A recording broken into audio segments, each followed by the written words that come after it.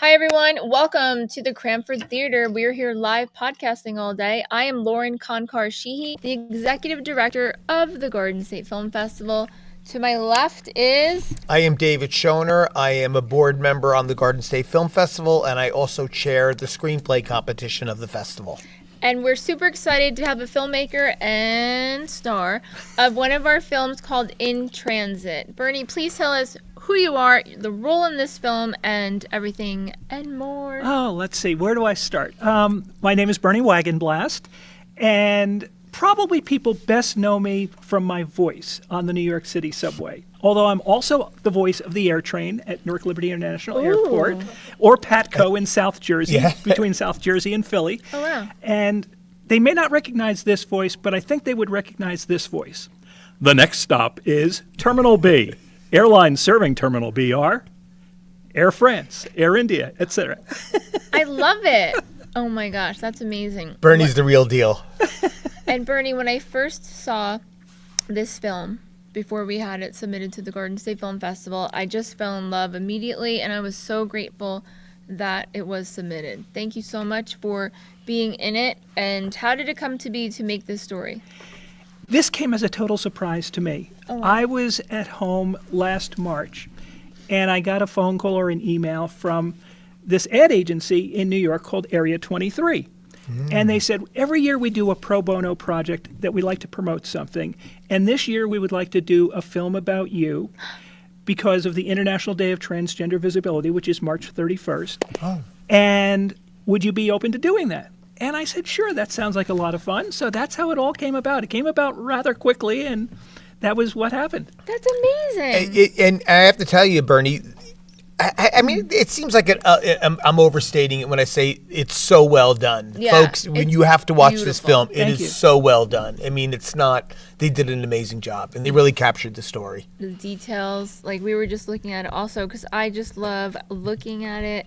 The color, everything. You look fantastic. The audio is amazing, and it really just brings you in, and you just want to keep watching it. So we were saying also, it's 3 minutes and 45 seconds, but it's like the best 3 minutes and 45 seconds. It is. It's really so beautiful. They did a wonderful job with it. I give them all the credit because my background is radio and things that you're not in front of a camera. So behind a microphone, I'm very comfortable, but in front of a camera is a bit of a new experience for me. So that they helped me go all through that very well. Yes, because I want to drive that home because Yeah. Bernie's used to being behind, right? You're the voice. Yeah. Right. You're not the subject where your picture is there and you're being captured on video and being having a story told. You're usually telling the story. Right. Because I even view when you did your transit voice, you're still telling a story because of the passengers that are going through different systems. You're telling them where to go. You're giving them direction, and I think that's an interesting component. And so with that, when they worked with the script or however they were communicating with you, did you visualize it all in your head that similarly, basically you're reading scripts in a way, but seeing how the visuals kind of go along and how it's a different world?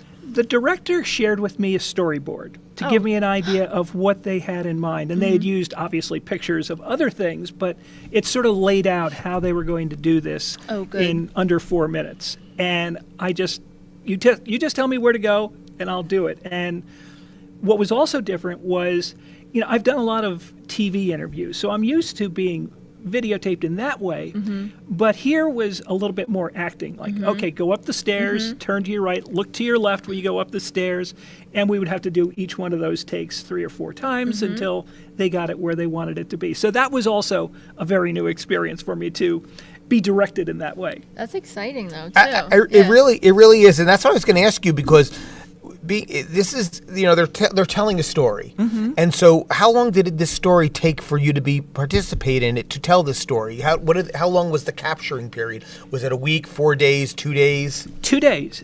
We filmed 1 day totally in the city in the subway system, and then we did another day at my home in Cranford. And then I think we went back one more day to do some more scenes in the city, and it worked out well.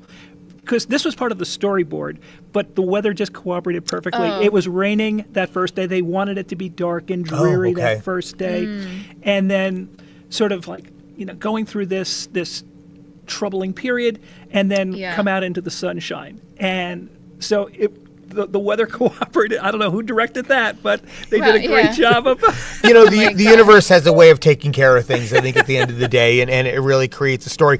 Because the interesting thing is, obviously, they made this story in conjunction with the New York City subway system or the MTA. I forget the entity specifically. New Jersey Transit. Yeah, well, because they're capturing stuff that you normally just typically are not allowed to film on. So was that prep? Was there someone there? I'm just trying to give our audience a little behind the scenes of the making of it. I mean, the story's fascinating, but behind the scenes. Yes, they had some representatives from the MTA who were there just to make sure that we were doing the right things. This was being filmed during the day. It wasn't during, overnight hours or something like that. So there were other people who were on the platform, and they had to make sure that we weren't blocking the platform. And they used relatively small camera and sound equipment, so it wasn't a lot of equipment that they had to worry about, blocking things, because again, there's only so much room on some of these subway stations to film, so that worked well. That's true. It's amazing. And thank you so much for sharing your story. Oh, thank you. It's so important, and we're hoping that everyone who sees it is going to really acknowledge and appreciate that you're letting us in a small lens of your life and witnessing what you've gone through, and we appreciate it so much. And our Director of Operations, Kristen Dorado, wanted me to let you know how important your story is to her as well, and how grateful we are to be showcasing this in the Garden State Film Festival. Oh, well, thank you. Thank you so much for accepting it. I can't wait to be down in Asbury Park that Saturday evening when it's shown. I know, we're excited. It's showing at where, David? I'll tell you. At the Berkeley Kingsley. The film block code is BK19, and that film block starts at 6 o'clock to 8:30. And we're very excited. There are 4 films in that film block. So you're going to arrive for 6 o'clock and stay the whole time. And also what we try to do with each film block, and I think it's always good because, once again, especially in this film block, because we think there's stories that need to be told, need to be watched, need to be heard. And we also do a Q&A afterwards. After all the films. All the films, we have a Q&A.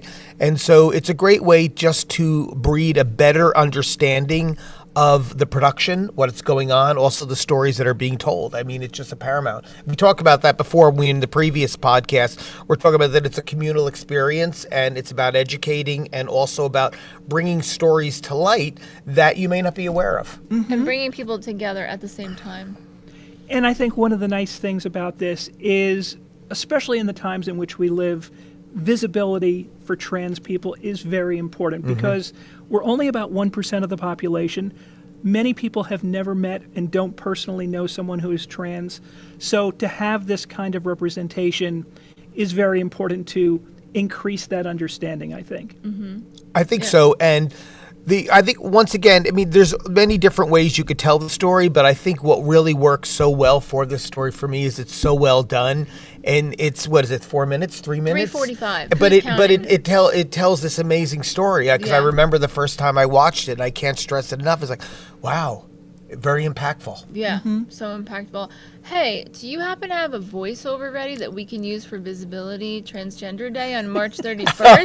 Because we could take it and make something. Yeah. That would be unbelievable. Yeah, the festival, the Garden State Film Festival, is very much about making sure voices are heard, and it's a big thing. We're not only involved with LGBTQ+, transgender, we're involved with the military. We also are very actively involved with young people and students. Seniors, so we really want to make sure that everyone knows we're the festival to come to that is going to, make everyone heard. And it means so much to me that this is being shown in my home state. I grew up in New Jersey. I've lived here for all but 6 months of my life. So to have this happening here in New Jersey really means a lot to me. That's awesome. I love it. Awesome. I love it. If you want to, go to our website and click on Film Info and then Listings at a Glance. You'll be able to see BK19, and on there we have the LGBTQ plus flag, the current flag.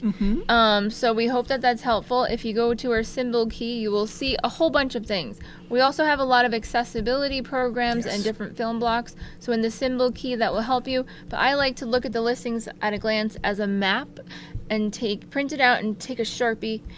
This will soon be on our homepage, so you can use the flip book of the program book and go to the centerfold to get the Listings at a Glance. But it's really wonderful, and we're so thrilled to have have you. And will this be your first time at the Garden State Film Festival in Asbury Park?